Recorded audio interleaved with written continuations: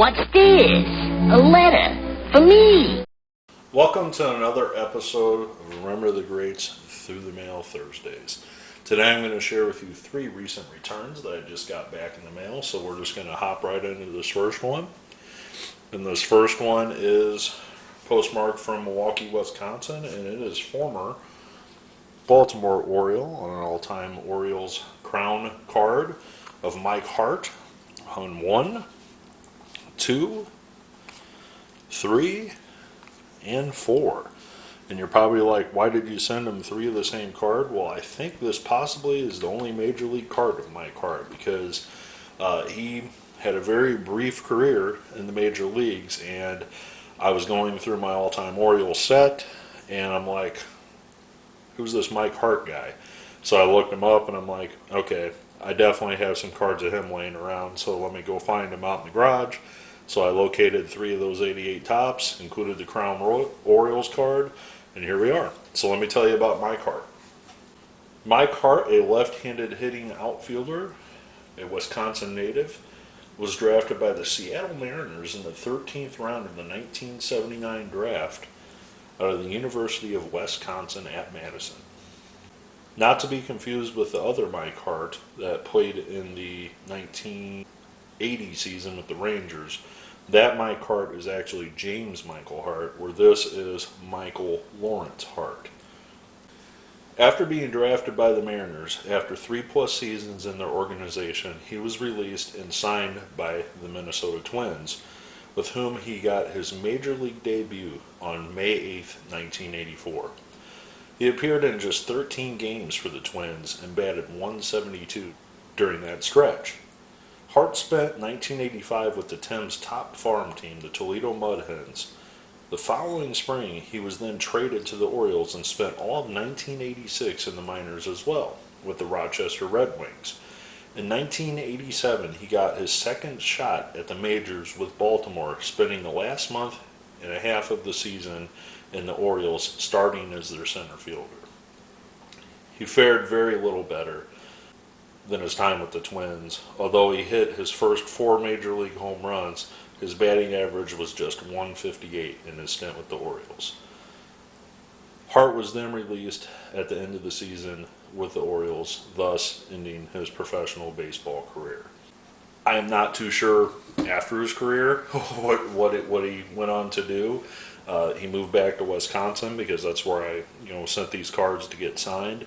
So I'm very happy to get Mr. Mike Hart for my all-time Orioles set. So we'll move on to the next one. Right, this next one comes to us from former Seattle Mariner and Boston Red Sox, Mike Trujillo, or Mike Trujillo. I've heard people say it both ways. I think the J is silent, so definitely comment below if I'm saying that incorrectly. But I've always, since I've been a kid, collecting his cards, these are during my area of collecting, obviously. I always thought the J was silent, so Trujillo. So perhaps I'm wrong, but that's the way I've always said it, so maybe Trujillo is how you pronounce it. So let me tell you about Mike and his career in baseball with the Red Sox, the Tigers, and the Mariners. Mike was originally drafted by the Chicago White Sox in the 7th round in the 1982 MLB Amateur Draft out of the University of Northern Colorado.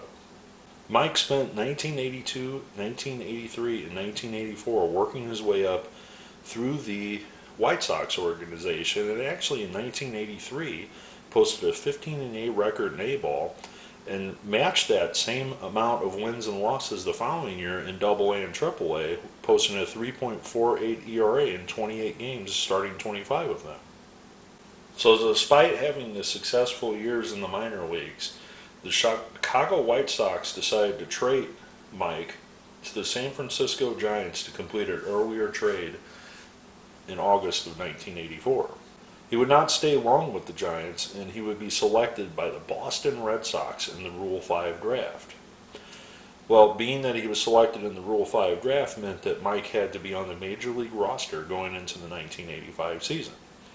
Well, Mike responded, appearing in 27 games, splitting his record to 4-4, starting 7 of those games while with the Red Sox.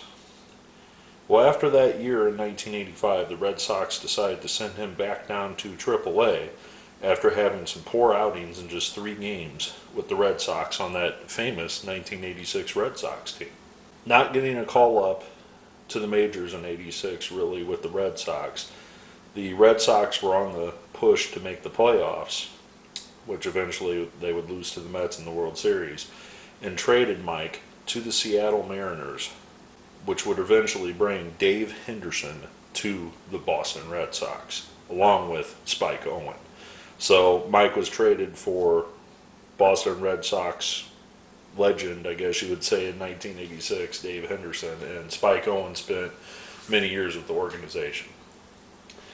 Well, Mike would spend the rest of 1986, 1987 with the Seattle Mariners, and then just right before the 1988 season, the Seattle Mariners decided to release Mike out of spring training. He would then sign with the Detroit Tigers, where they would assign him to AAA for their Toledo Mud Hens organization. Mike did okay in AAA, but he just posted a 4-10 record, and that yielded just a 6-game call-up to Detroit at the majors. Well, the following year, he would start the year with Detroit. He would actually appear in 8 games, starting 4 of them for the Tigers, but would split time between there and AAA, where eventually the Mets decided to purchase Mike from the Detroit Tigers in August of 1989. Despite the Mets making this purchase, they did not call him up to the majors, and he would finish out the year in 1989 pitching for the Mets AAA affiliate in Tidewater. So after this, Mike retired from baseball. I'm not really sure what he wound up doing post-playing career, but I'm very happy to add Mike to my collection because I had never gotten him. I happened to have this minor league team set.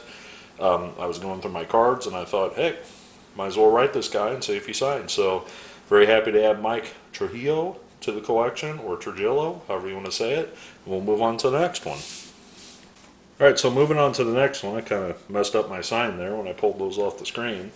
But you have seen this card before on this channel, and I will link that video down here at the bottom and up here in the corner if you want to click on it.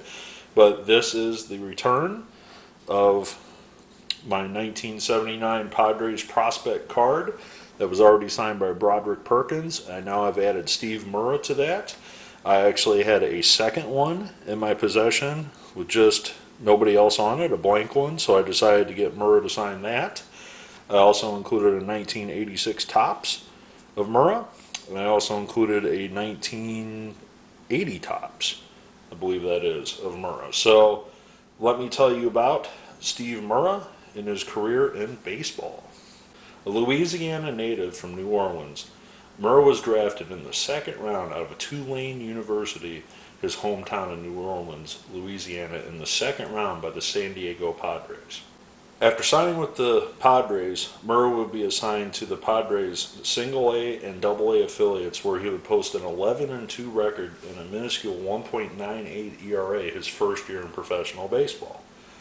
The following year, in 1977, the Padres tested him by placing him in AAA, where he started 28 games, posting a 12-run record. Well, in 1978, he would return to AAA, starting 26 games, but would get his major league call-up on September 5th, 1978. He would pitch against the Atlanta Braves, pitch in 1 inning, give up 1 hit, 1 strikeout, and 2 base on balls, and 1 earned run. So he was being very generous that day, giving up hits, runs, and walks. So he would finish out the year with San Diego, posting a 0-2 record and an ERA above 11. Well, the following year in '79, he made the San Diego Padres. However, they did not really use him as a starter. He primarily was used out of the bullpen, where he split his record at 4 wins and 4 losses with a 3.08 ERA. Well, in 1980, he would be kind of split in time between the bullpen and the starter, starting 23 games for the club, posting a winning record that year of 8-7 with a 3.68 ERA. Well, the following year in '81, the Padres decided to make him a full-time starter. He started 23 games, but his record slipped to 5 wins and 14 losses. He actually led the league in losses that year in 1981 with the Padres. Following the '81 season, the San Diego Padres made a trade with the St. Louis Cardinals to send future Hall of Famer Ozzie Smith to the St. Louis Cardinals along with Steve Mura for then all-star shortstop Gary Templeton along with a few other players. Well, Mura found himself in the right place at the right time as the St. Louis Cardinals made him a starter that year, and he posted a 12-win and 11-loss record, helping lead the Cardinals to the 1982 World Series championship. Well, after that '82 World Series championship, the Chicago White Sox actually got Mura from the St. Louis Cardinals. Mura wouldn't find the success that he had in St. Louis and only appeared in 6 games in the major leagues for the White Sox that year, where they delegated most of his time in AAA, appearing in 19 games for their AAA affiliate. Well, after the '83 season, Mura left via free agency, and he signed with the Philadelphia Phillies. He spent the entire 1984 season with the Phillies, and they did not call him up to the major leagues, where he spent the entire year as a reliever in AAA for the Phillies. He did post a 9-4 record, but never got the call. Well, after the '84 season, he would then sign as a free agent in 1985 with the Oakland A's. He would spend the majority of his starting time in AAA. However, the A's did call him back up to be a part of their bullpen, and the 30-year-old appeared in 23 games that year for the Oakland A's out of their bullpen in 1985.